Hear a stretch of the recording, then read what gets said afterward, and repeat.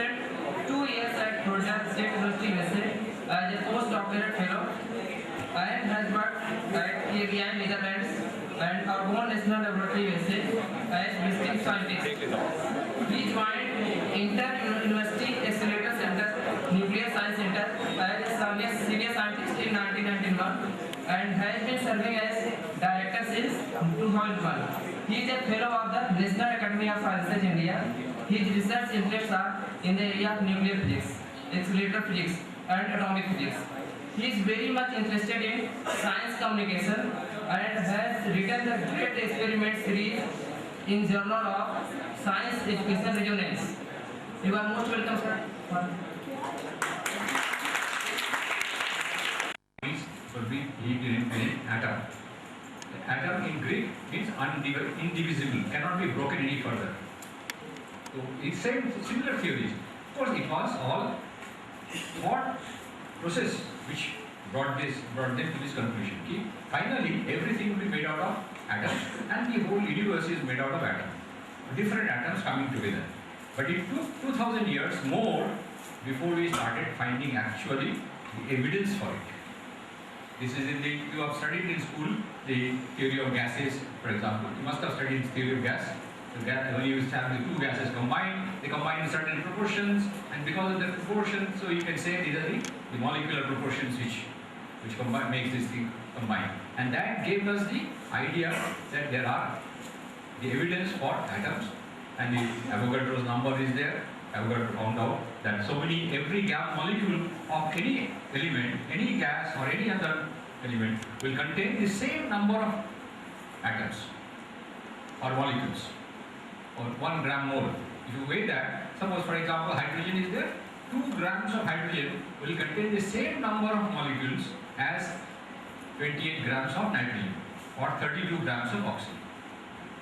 So from that, so the idea of atom came in, and this idea of atom in the modern form was given in the beginning of 20th century by an English chemist called John Dalton. He gave this idea. Then the progression started very fast because we started the process of doing experiments and verifying in the laboratory.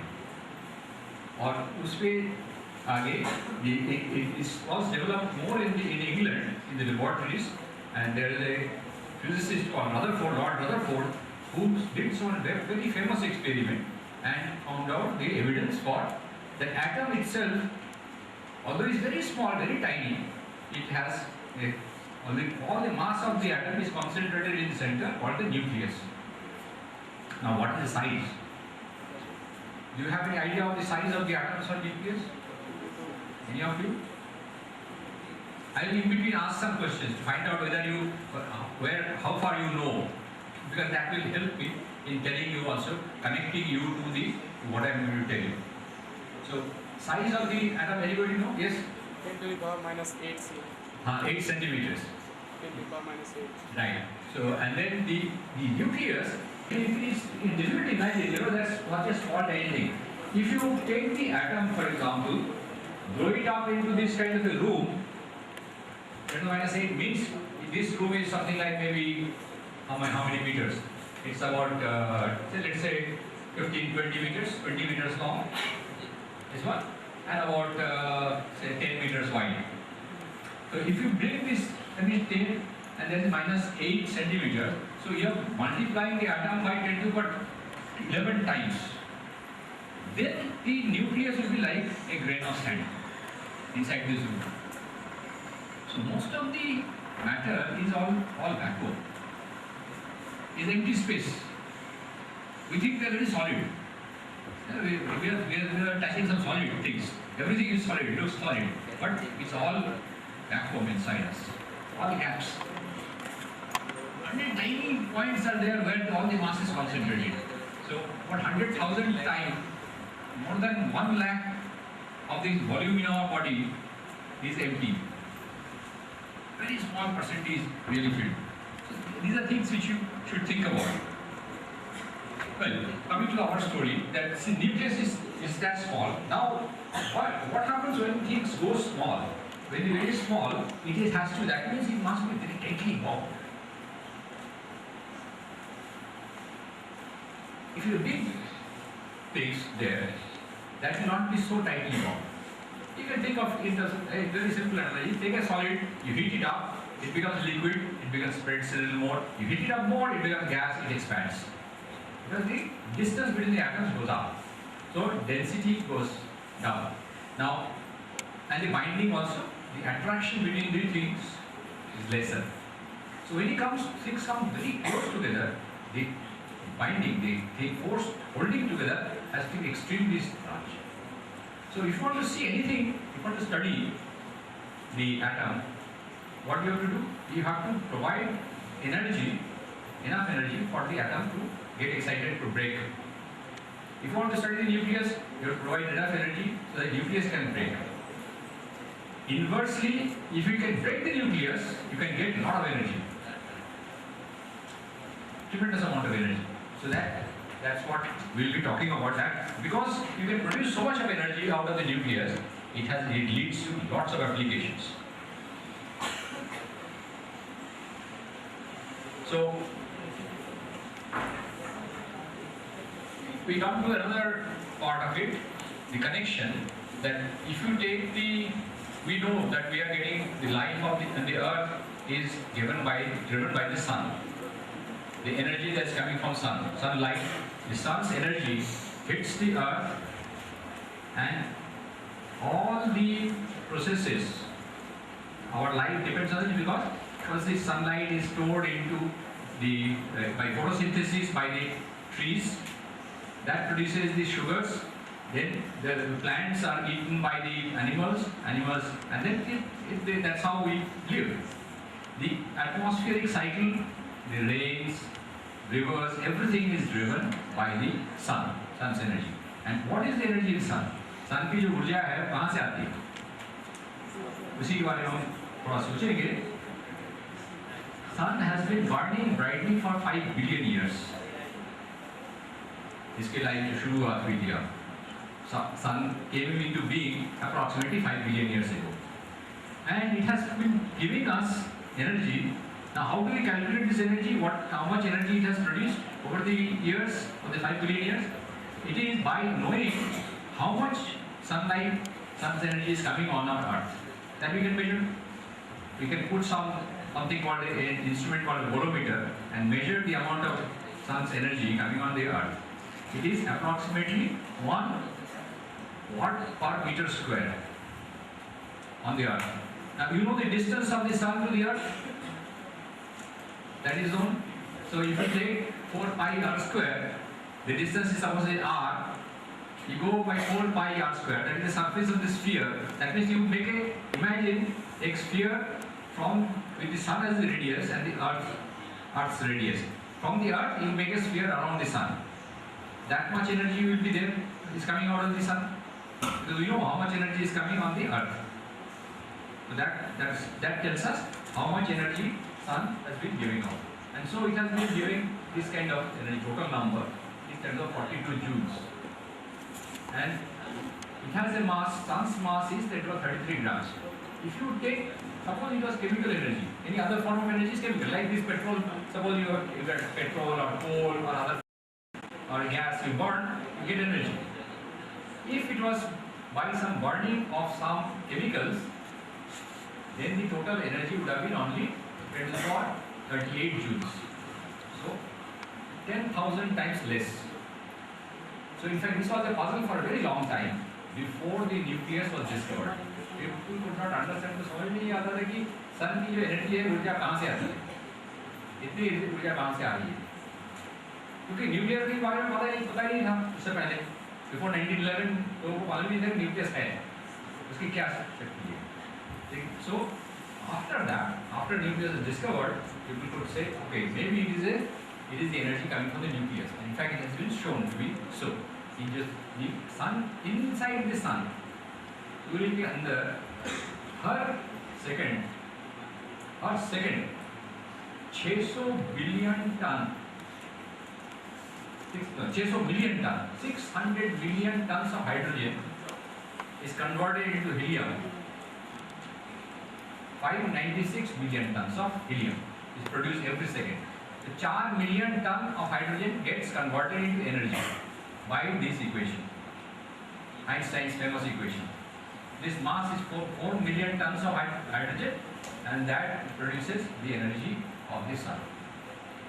उसी के थोड़ा सा हिस्सा हमारे पास पहुंचता है और सारी दुनिया पृथ्वी उसी चलती है, उसी एनर्जी से, of that small energy which comes from the sun all the way. So this is one of the things. I mean, our lives depend on nuclear energy.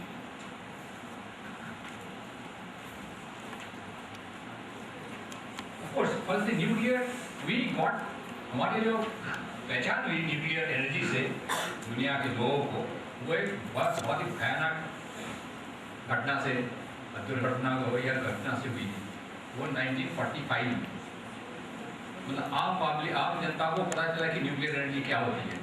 तो ये हुआ था 1945 में, पहला एटॉमिक बॉम्ब जब छोड़ा गया था, USA dropped the first atomic bomb on 6th of August 1945 on Hiroshima, और उसके बाद 3 दिन के बाद नागासाकी के ऊपर डाला था। तो उसमें इतनी पावर ताकत थी कि this was the New York times headline, the first atomic bomb dropped on Japan, missile equal to 20,000 tons of TNT 1 month after enough. In fact, it still got vaporized. बाद में कभी I hope when you grow up and sometimes you go to, if you travel to Japan and go to Hiroshima, you will be able to see एक monument वहाँ अभी भी रखा हुआ है, एक टावर था, उसमें स्टील स्ट्रक्चर जो है वो खाली बचा हुआ है, बाकी जगह तो एकदम बिल्कुल जमीन के साथ मिल गया था। तो they have rebuilt, of course, Japanese are very industrious people, तो उन्होंने फिर बना लिया सब कुछ, वहाँ पे आसपास बिल्डिंग वगैरह सब मकान बना लिया है, लेकिन एक टावर उन्होंने छोड़ दिया था एज ए रिमाइंडर कि ये एटम बॉम्ब का जो इफेक्ट होता है। तो एक टावर ऐसे उसकी अब इंटरनेट में भी दिखाई देगा वो पिक्चर है। So this was a very bad example of the nuclear energy. It is a killing. It is killing human beings, destroying things. It's not very good.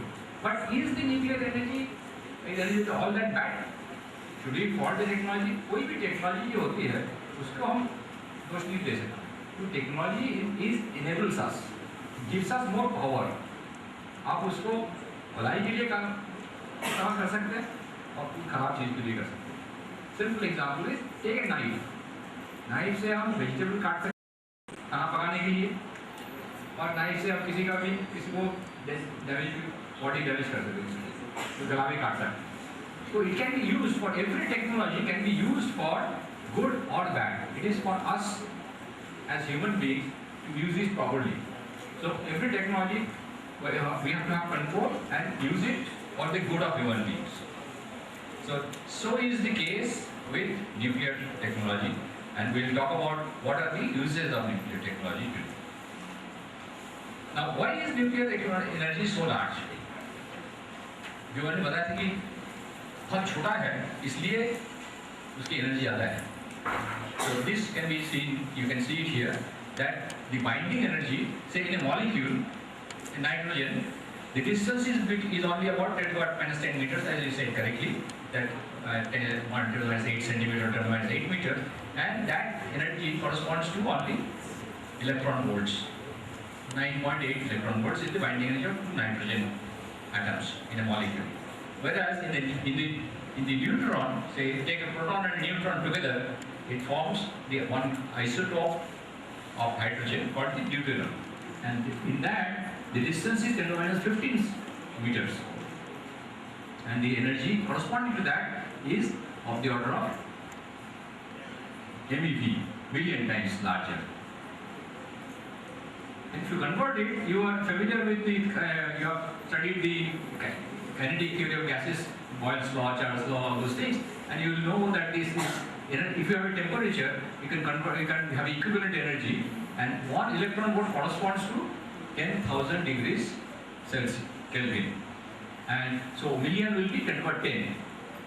So in the sun, in the center of the sun, सूर्य के अंदर जो बिल्कुल center में temperature of the sun is of the order of 20 million degrees, 20 million degree है.